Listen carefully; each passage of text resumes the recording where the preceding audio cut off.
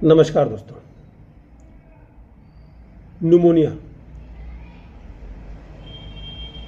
Pneumonia में परेशानी सांसों की होती है, यानी फेफड़ों तक इन्फेक्शन पहुंच जाए और सांस लेने में परेशानी हो। स्थिति ज़्यादा खराब हो तो सीने के किसी हिस्से में दर्द भी मुमकिन है। बेचैनी इतनी बढ़ जाती है कि बेड पर लेटना भी मुश्किल हो जाता है। शरीर में ऑक्सीजन की मात्रा भी कम होने लगती है। अगर ऐसा हो तो न्यूमोनिया के लक्षण हैं। इस तरह की स्थिति कोरोना के दौर में भी हुई थी। यही वजह है कि उस वक्त की परेशानी को वायरल न्यूमोनिया कहा गया, यानी वह परेशानी कोविड वायरस की वजह से हुई थी। इसके अलावा बैक्टीरियल न्यूमोनिया भी होता है।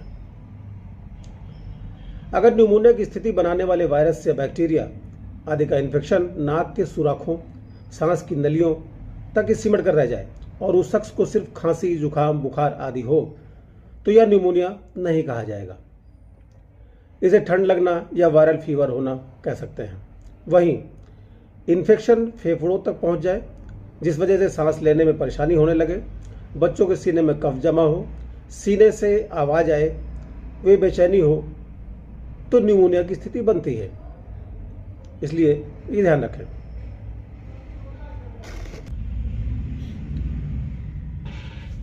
इस आधार पर इसे कई तरह से बांटा जा सकता है।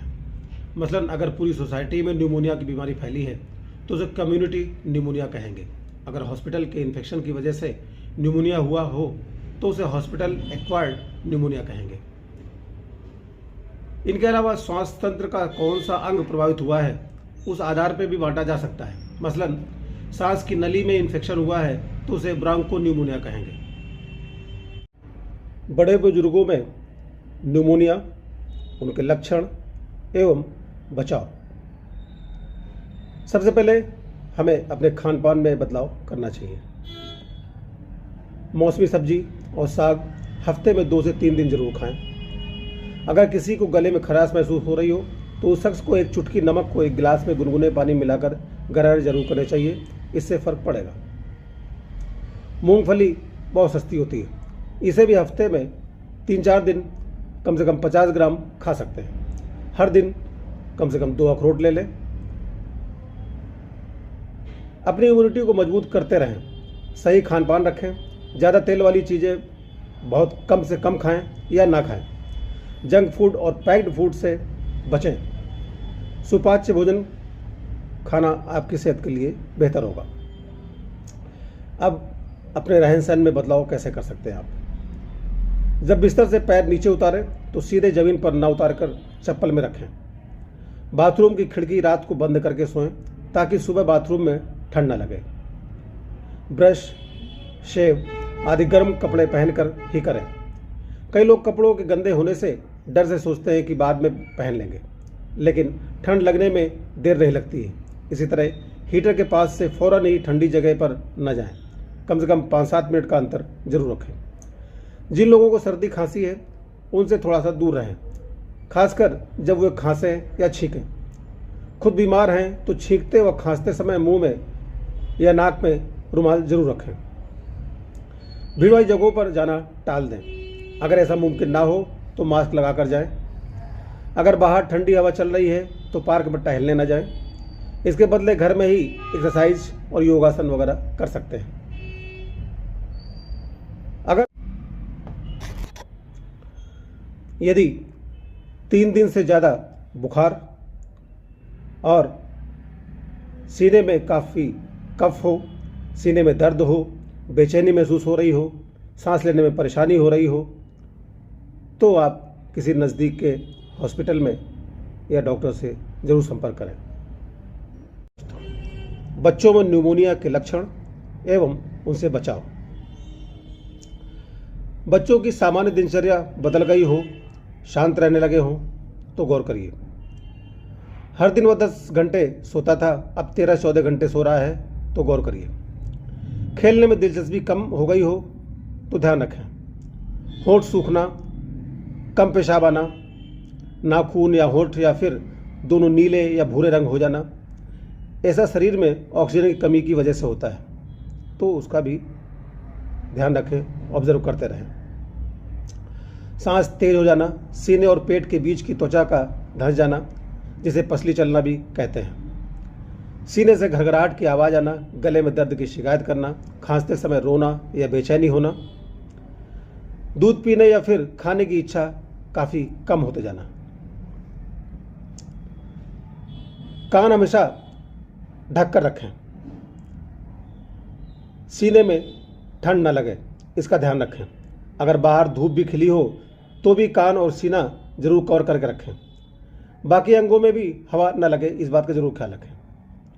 हमेशा कोशिश करें कि गुनगुना पानी पिएं। हमेशा कोशिश करें कि गुनगुना पानी दें। बच्चे अक्सर अपनी परेशानी अपने पेरेंट्स से बता नहीं पाते हैं, तो आप उनकी एक्टिविटी पर नज़र रखें। अगर वो सुस्त दिखें, कम खाएं या 2 दिन से ज़्यादा बुखार हो तो उन्हें किसी डॉक्टर से ज़रूर दिखाएं या हॉस्पिटल में ले जाएं, या न्यूमोनिया भी हो सकता है।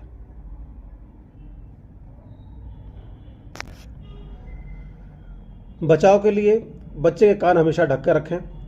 सीने में ठंड न लगे, इसका ध्यान रखें। अगर बाहर धूप भी खिली हो तो भी उसके कान और सीना को ढक के रखें। बाकी अंगों में भी हवा न लगे, इसका ख्याल रखें। हमेशा कोशिश करें कि उन्हें गुनगुना पानी दें।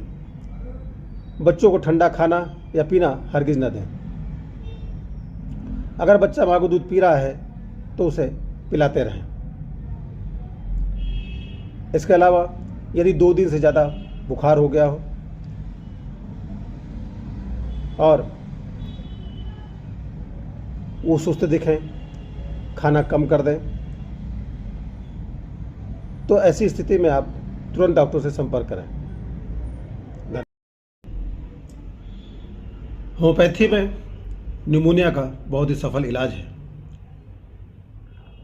इसकी बहुत सारी मेडिसिन हैं जो पेशेंट के लक्षणों के आधार पे हैं, लेकिन कुछ खास औषधियां हैं जिन्हें मैं आपको बताना चाहता हूं। एंटीमटार्ट बच्चों में न्यूमोनिया के इन्फेक्शन के लिए सर्वश्रेष्ठ दवा है। जब बच्चे की छाती से लगातार आवाज़ आती रहती है और बच्चा सो नहीं पाता है, सांस बहुत तेज़ से चलने लगती है, यानी स्थिति थोड़ा गंभीर हो जाए, तब यह दवा दे सकते हैं।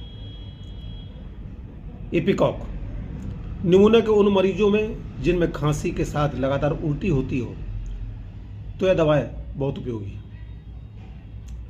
लाइकोपोडियम जब लेफ्ट फेफड़े में ज़्यादा इन्फेक्शन रहता है, सांस ज़्यादा फूलती है, ये लक्षण शाम 4 बजे से रात के 8 बजे तक लक्षण ज़्यादा बढ़ जाते हैं, तब इस औषधि को देना चाहिए। आर्सेनिक एल्बम यह दवा तब दी जाती है जब मरीज को न्यूमोनिया में बहुत घुटन होने लगती है, वो बिस्तर पर लेट नहीं सकता है और रात को उठकर लगातार चलना फिरना भी करता है। फेफड़ों में बहुत चुभन सा दर्द महसूस होता है। उस कंडीशन में आप आर्सेनिक औषधि दे सकते हैं। ब्राउनिया रात भर में मुंह में खुश्की बनी रहती है, छाती में दर्द, उल्टी की शिकायत और मरीज खून में बलगम की शिकायत करता है, तो यह औषधि आप दे सकते हैं। इसके साथ ही होम्योपैथी की एक ऐसी दवा है जो हमारे फेफड़ों के लिए टॉनिक का काम करती है। उसका नाम है एस्पिरोस्पर्मा। अगर आप लोगों को याद हो तो कोविड के समय में भी यह दवा बहुत ही काम आई थी।